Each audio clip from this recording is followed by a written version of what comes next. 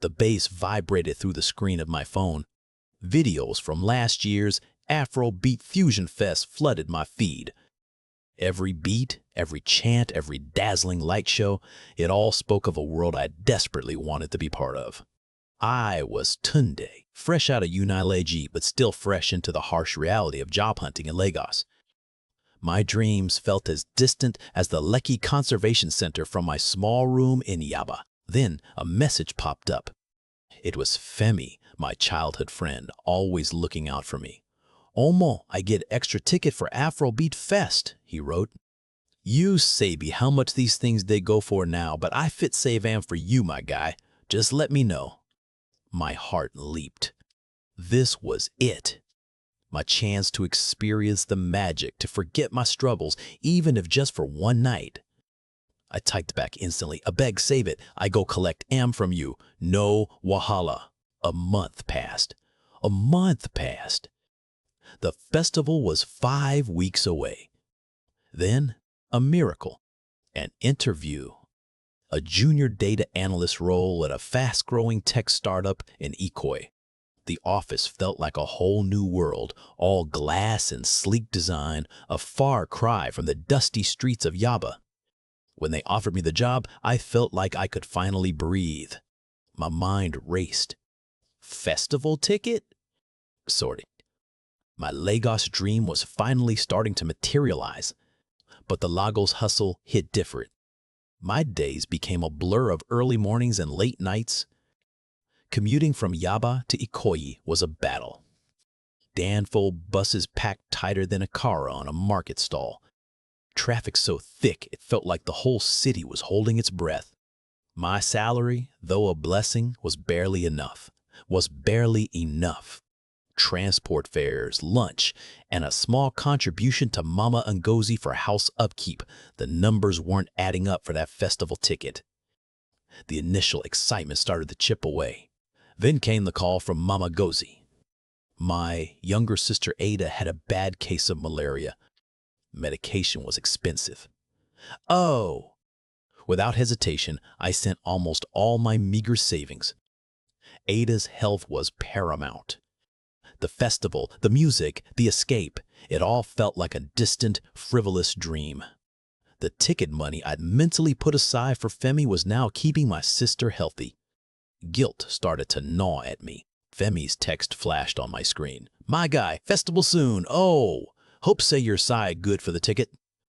I stared at it. My heart hammered. How could I tell him? How could I explain that the dream I'd shared with him, the promise I'd made, was now an impossible burden? I knew he was counting on me. I knew he had saved that ticket, probably turning down other interested buyers.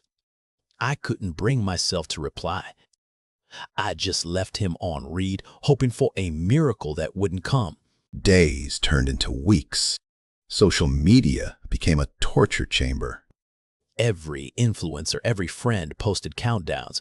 5 days to Afrobeat Fusion Fest. Who ready for the vibes? I saw a post from Femi, a picture of last year's festival, tagging me in the caption, "Oga Tunde, make we link up for Afrobeat Fest. Your ticket day secure." The knot in my stomach tightened. I felt like a fraud. I had to tell him. It was a Thursday evening. I closed my laptop, the day's work unfinished, my mind clouded with dread. I knew Femi often grabbed a plate of Nkwobi and a bottle of Chapman at the Buka near Yaba Underbridge after work. That's where I would find him. My legs felt heavy, each step carrying the weight of the confession I was about to make. The sounds of the market faded as I approached his usual spot, my heart pounding in my ears. I spotted Femi laughing with the Buka owner, a plate of Nkwobi in front of him.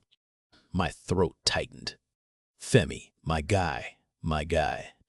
He looked up, his smile faltering slightly when he saw my face. "Tunde, wetin happen? You look like you see ghost." I sat down, my voice barely a whisper. "Femi, I can't make it to the festival. I'm so sorry. My job and AITA, I just can't afford the ticket anymore." The words tumbled out, clumsy and inadequate. Femi's face fell. The laughter left his eyes, replaced by a deep, pained disappointment. Tunde, wouldn't be this? You know I saved that ticket for you, Abi. I tell other people say, "E don't go." My own sister see me, she did turn 10. I promised her I go take her. I plan to use your money to buy her a special birthday outfit for the festival. Now what? His voice was low, filled with hurt. The suya seller's calls, the chatter, all faded into background noise. His words hit me like a blow. It wasn't just a ticket. It was Simi's birthday, Femi's promise to his sister. My selfishness, my delay, had cascaded into something far bigger. My eyes welled up. Femi, I swear I'm so sorry. I didn't mean to. I really thought I could make it work. The job, everything just came crashing down. Please believe me. I hated myself in that moment, seeing the trust vanish from his face. Femi just shook his head, pushing his plate away. I know no wettin' to tell you, Tundi. I just no believe you fit do this to me. He stood up, picked up his Chapman, and walked away without another word. The busy market suddenly felt profoundly quiet. The smell of suya, once inviting, now just a harsh reminder of my failure. I sat there, numb, the weight of his disappointment, a physical ache in my chest. I walked home in a daze. The colorful Ankara fabrics of passers-by, the blare of danfo horns, the distant calls of vendors, all seemed to be muffled, far away. I felt a profound sense of loss, not just for the festival, but for the easy, unspoken trust Femi and I had always shared. How could I have been so foolish, so naive to make a promise I couldn't keep in the unpredictable whirlwind of Lagos life? That night, I saw countless posts from Afrobeat Fusion Fest. The energy was electric. Femi was there in a few stories, but he wasn't smiling like he usually did. He didn't post Simi. My heart ached. I sent him a long text, not asking for forgiveness, but explaining everything again, pouring out my regret. I knew a simple apology might not fix it, but I had to try. The next morning, a reply came. It was short. I understand, my G. Just wish you told me sooner. Simi still dey vex small. We go still find better vibes another time. It wasn't a full forgiveness, but it was something. A flicker of hope.